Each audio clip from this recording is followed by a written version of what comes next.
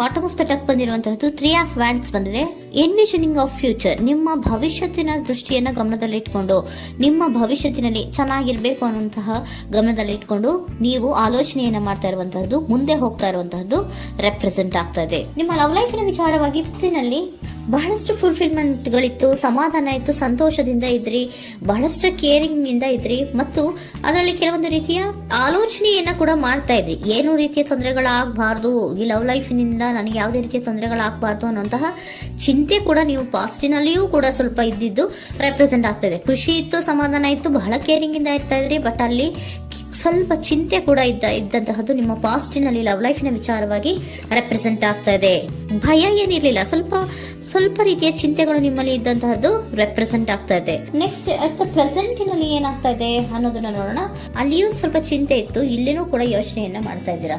ಎಲ್ಲವೂ ಚೆನ್ನಾಗಿದೆ, ಸಮಾಧಾನವಾಗಿದೆ, ಎಲ್ಲವೂ ಚೆನ್ನಾಗಿ ಆಗ್ತಾ ಇತ್ತು, ಆದ್ರೆ ಲಾಸ್ಟ್ ಅಲ್ಲಿ ಯಾಕೆ ಹಿಂಗ ಆಗ್ತಾ ಇದೆ ಅಂತ ಅಟ್ ಪ್ರೆಸೆಂಟ್ ನಲ್ಲಿ ನಿಮ್ಮ ಲವ್ ಲೈಫಿನ ವಿಚಾರವಾಗಿ ಯೋಚನೆಯನ್ನ ಮಾಡ್ತಾ ಇರುವಂತದ್ದು ರೆಪ್ರೆಸೆಂಟ್ ಆಗ್ತದೆ. ಇದು ಈ ಕಾರ್ಡಿಗೆ ನಾನು ಕ್ಲಾರಿಫಿಕೇಶನ್ ಕಾರ್ಡ್ ಅನ್ನು ತಗೊಂಡಾಗ 7 ಆಫ್ ವ್ಯಾಂಡ್ಸ್ ಬಂದಿದೆ. ಡಿಫೆನ್ಸಿವ್ನೆಸ್ ಅನ್ನ ರೆಪ್ರೆಸೆಂಟ್ ಮಾಡ್ತಾ ಇದೆ.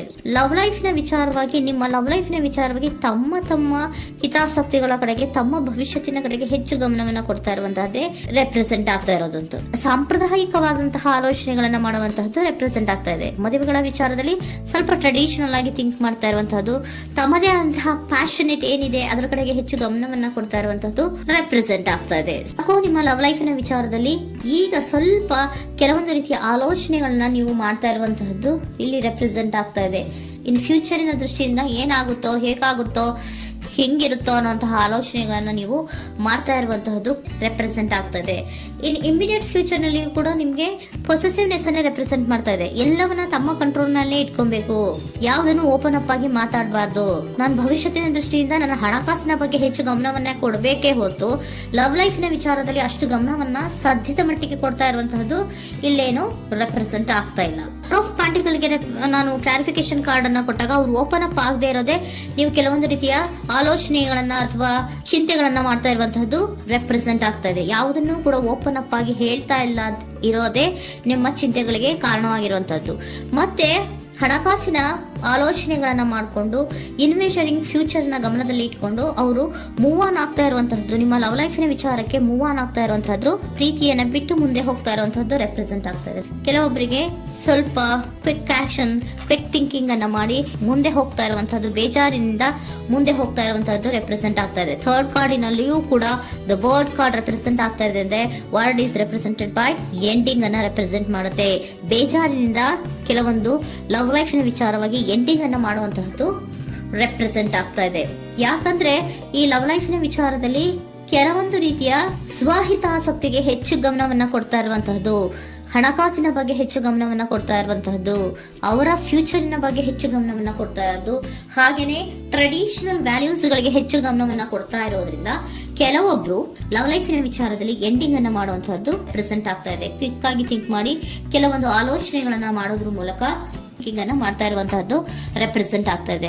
ಮತ್ತೆ ಕೆಲವೊಬ್ರು ಯಾವುದನ್ನು ಕೂಡ ಓಪನ್ ಅಪ್ ಆಗಿ ಹೇಳ್ಕೊಳ್ದಿರಾ ಪೊಸೆಸಿವ್ನೆಸ್ ಆಗಿರುವಂತಹದ್ದು ರೆಪ್ರೆಸೆಂಟ್ ಆಗ್ತಾ ಇದೆ. ನಿಮ್ಮ ಲವ್ ಲೈಫಿನ ವಿಚಾರವಾಗಿ ಯಾವುದನ್ನು ಕೂಡ ಓಪನ್ ಅಪ್ ಆಗಿ ಹೇಳ್ಕೊತಾ ಇಲ್ಲ, ಸುಮ್ಮನೆ ಮುಂದೆ ಹೋಗ್ತಾ ಇರುವಂತಹದ್ದು ರೆಪ್ರೆಸೆಂಟ್ ಆಗ್ತಾ ಇದೆ. ಯಾಕೆ ಅವರಿಗೆ ಇನ್ವೆಸ್ಟಿಂಗ್ ಫ್ಯೂಚರ್ ನ ದೃಷ್ಟಿಯಿಂದ ಗಮನವನ್ನ ಇಟ್ಕೊಂಡು ಭವಿಷ್ಯತ್ತಿನಲ್ಲಿ ಏನಾಗುತ್ತೋ ಹೇಗಾಗುತ್ತೋ ಅನ್ನೋಂತ ಗಮನವನ್ನ ಇಟ್ಕೊಂಡು ಅವ್ರ ಬಗ್ಗೆ ಮಾತ್ರ ಅವರು ಯೋಚನೆಯನ್ನ ಮಾಡ್ತಾ ಇರುವಂತಹದ್ದು ಕೆಲವೊಬ್ಬರಿಗೆ ರೆಪ್ರೆಸೆಂಟ್ ಆಗ್ತದೆ. ಮತ್ತೆ ಕೆಲವೊಬ್ರು ಬಹಳ ಡಿಫೆನ್ಸಿವ್ ಆಗಿರುವಂತಹದ್ದು, ತಮಗೇನು ತೊಂದರೆ ಆಗಬಾರ್ದು ಲವ್ ಲೈಫಿನಿಂದ ಅನ್ನುವಂತಹ ಗಮನವನ್ನ ಇಟ್ಕೊಂಡು ಬಹಳ ಟ್ರೆಡಿಷನಲ್ ಆಗಿ ಈಗ ಯೋಚನೆಯನ್ನ ಮಾಡ್ತಾ ಇರುವಂತಹದ್ದು ಅಟ್ ಪ್ರೆಸೆಂಟಿನಲ್ಲಿ ರೆಪ್ರೆಸೆಂಟ್ ಆಗ್ತದೆ. ಹಿಂದೆ ನಿಮ್ಮಲ್ಲಿ ಸಂತೋಷ ಇತ್ತು, ಸಮಾಧಾನ ಇತ್ತು, ಬಹಳ ಕೇರಿಂಗ್ ಇತ್ತು, ಆದ್ರೂ ಕೂಡ ನಿಮ್ಮಲ್ಲಿ ಕೆಲವೊಂದು ಯೋಚನೆಗಳು ಇದ್ದೇ ಇತ್ತು. ಭಯ ಇಲ್ಲ ಅಂದ್ರೂ ಕೂಡ ಸ್ವಲ್ಪ ಆಲೋಚನೆಗಳನ್ನ ಮಾಡ್ತಾ ಇರುವಂತಹದ್ದು, ನನಗೇನು ತೊಂದರೆ ಆಗಬಾರ್ದು, ಯಾವುದೇ ರೀತಿಯ ತೊಂದರೆಗಳಾಗಬಾರ್ದು ಅನ್ನುವಂತಹ ಆಲೋಚನೆಯನ್ನ ಮಾಡ್ತಾ ಇರುವಂತಹದ್ದೇ ನಿಮ್ಮ ಲವ್ ಲೈಫಿನಲ್ಲಿ ರೆಪ್ರೆಸೆಂಟ್ ಆಗ್ತಾ ಇರೋದು. ಏಂಜಲ್ ಗೈಡೆನ್ಸ್ ಅನ್ನ ತಗೊಂಡ್ಬಿಡೋಣ. ನೋ ನೀಡ್ ಟು ವರಿ, ಯಾವುದಕ್ಕೂ ನೀನು ಭಯವನ್ನ ಪಡುವಂತಹ ಅವಶ್ಯಕತೆ ಇಲ್ಲ. ಟೇಕ್ ಎ ಆಕ್ಷನ್ಸ್ ಅನ್ನ ತಗೋ. ಇಫ್ ಯು ಬಿಲೀವ್, ನಿನ್ಗೆ ನಂಬಿಕೆ ಇದೆಯಾ, ಸಿಚುಯೇಷನ್ ವಿಲ್ ಇಂಪ್ರೂವ್, ಸಿಚುಯೇಷನ್ ಅನ್ನೋದು ಇಂಪ್ರೂವ್ ಆಗುತ್ತೆ. ಆಕ್ಷನ್ ಅನ್ನ ತಗೋಬೇಕು ಅಂತ ನಿಮ್ಗೆ ಈ ಲವ್ ಲೈಫಿನ ವಿಚಾರವಾಗಿ ಅನ್ಕೊಂಡಿದ್ರೆ ಟೇಕ್ ಆಕ್ಷನ್ಸ್ ಅನ್ನ ತಗೋ ಅಂತ ಕೂಡ ಏಂಜಲ್ ಗೈಡೆನ್ಸ್ ನಿಮ್ಗೆ ಕೊಡ್ತಾ ಇದ್ದಾರೆ. ಯಾಕೆ ನಿಮ್ಗೆ ಈ ರೀತಿ ಬರ್ತಾ ಇದೆ ರೀಡಿಂಗ್ ಗಳಲ್ಲಿ ಅನ್ನೋದಕ್ಕೆ ನಾನು ನಿಮ್ಮ ಸರೆಂಡರ್ ಸಿಚುಯೇಷನ್ ಹೇಗಿದೆ ಅನ್ನೋದ್ರ ಬಗ್ಗೆ ನಾನು ಒಂದು ಕಾರ್ಡ್ ಅನ್ನ ತಗೊಂತೀನಿ. It is a healthy to set boundaries in relationship. Healthy set boundaries ಅನ್ನ ಮಾಡ್ತಾ ಇದ್ದೀರಾ? ಯಾರೋ ನಿಮ್ಮ ಲವ್ ರಿಲೇಶನ್ಶಿಪ್ ನ ವಿಚಾರದಲ್ಲಿ ಹೆಲ್ದಿ ಬೌಂಡ್ರೀಸ್ ಅನ್ನ ಸೆಟ್ ಮಾಡ್ತಿದ್ದೀರಾ? Practice experiencing your needs. ಏನ್ ಬೇಕು ನನಗೆ ಅನ್ನೋದ್ರ ಬಗ್ಗೆ ಈಗ ಆಲೋಚನೆಯನ್ನ ಮಾಡ್ತಾ ಇರುವಂತದ್ದು. Remember that no is a complete sentence. No ಅನ್ನೋದೇ ಒಂದು ಕರೆಕ್ಟ್ ಆಗಿರುವಂತಹ ಸೆಂಟೆನ್ಸ್ ಅಂತ ಅವರು ಹೇಳ್ತಾ ಇದ್ದಾರೆ. ಸರೆಂಡರ್ ಸಿಚುಯೇಷನ್ ಯಾಕೆ ನಿಮ್ಗೆ ಎಂಡಿಂಗ್ ಅನ್ನ ರೆಪ್ರೆಸೆಂಟ್ ಮಾಡ್ತಾ ಇದೆ ಅಂದ್ರೆ, ಕೆಲವೊಂದು ರೀತಿಯ ಹೆಲ್ದಿ ಬೌಂಡ್ರೀಸ್ ಅನ್ನ ಹಾಕೋತಾ ಇದ್ದಾರೆ. ನಾನು ಹೀಗೆ ಇರಬೇಕು, ನಾನು ಭವಿಷ್ಯತ್ತಿನ ಕಡೆಗೆ ಹೆಚ್ಚು ಗಮನವನ್ನ ಕೊಡಬೇಕು, ನನ್ನ ಲವ್ ಲೈಫಿಗಿಂತ ನನ್ನ ಹಣಕಾಸಿನ ಬಗ್ಗೆ ಹೆಚ್ಚು ಗಮನವನ್ನ ಕೊಟ್ಟು ಕೆಲವೊಂದು ರೀತಿಯ ನಮ್ಮ ಜೀವನದಲ್ಲಿ ಟ್ರೆಡಿಷನ್ ವ್ಯಾಲ್ಯೂಸ್ ಗಳಿಗೆ ಹೆಚ್ಚು ಗಮನವನ್ನ ಕೊಡಬೇಕು ಅನ್ನೋದ್ರ ಕಾರಣಗಳಿಗೆ ಕೆಲವೊಬ್ರು ನಿಮ್ಮ ಲವ್ ಲೈಫಿನ ವಿಚಾರದಲ್ಲಿ ಎಂಡಿಂಗ್ ಅನ್ನ ಮಾಡುವಂತಹದ್ದು ರೆಪ್ರೆಸೆಂಟ್ ಆಗ್ತದೆ. ಯಾಕೋ ಕೆಲವೊಬ್ರು ಹೆಲ್ದಿ ಬೌಂಡ್ರೀಸ್ ಗಳನ್ನ ಹಾಕೋತಾ ಇರುವಂತದ್ದು ರೆಪ್ರೆಸೆಂಟ್ ಆಗ್ತಾ ಇದೆ. ಅದಕ್ಕೇನೆ ನಿಮ್ಗೆ ಏಂಜಲ್ ಗೈಡೆನ್ಸ್ ಕೂಡ ಕೊಟ್ಟಿರುವಂತಹದ್ದು.